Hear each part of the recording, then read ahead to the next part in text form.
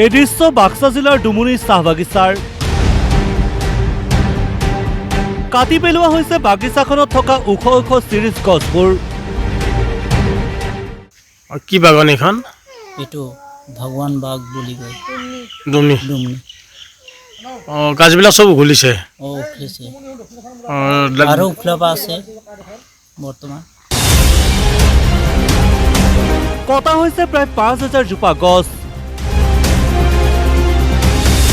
এই দুষ্কাৰ্য আকৌ কোনো চোৰাং কাঠ বেপাৰীয়ে কৰা নাই,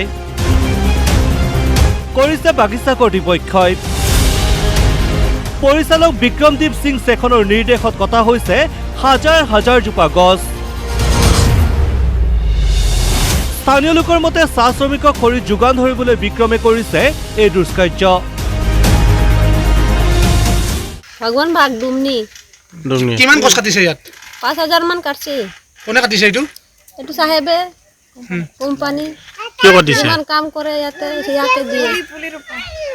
ইয়াতে নতুন পুলি দিব। গছবিলাক ডাঙৰ ডাঙৰ ডাঙৰ ডাঙৰ গছ। যিমান গেছটো নাই লাইনৰ মানুহ এই খৰিয়ে দিয়ে, ভগাই দিয়ে। কি গছ এই কি গাছ? কি বগা চিৰিজ, কলা চিৰিজ। নকৈ বাগিচা স্থাপনৰ বাবেও গছসমূহ কটা বুলি অনুমান কৰিছে আন একাংশই।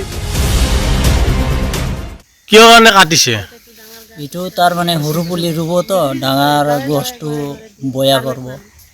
সেইকাৰণে এতিয়া চাহপাতটো তাৰ মানে সৰু পুলি দিব, তেতিয়াহ'লে এই চিৰিজ পুলিও সৰু দিব। কিমান মান কাটিছে গাছ? গাছটো ৫,০০০ মান কাটছে। পিছে কাৰণ যিয়েই নহওক, সেউজ বাতাবৰণ ধ্বংস কৰিবলৈ কাৰ অধিকাৰ আছে? বন বিভাগৰ স্থানীয় বিষয়া কৰ্মচাৰী নিমাত কিয়?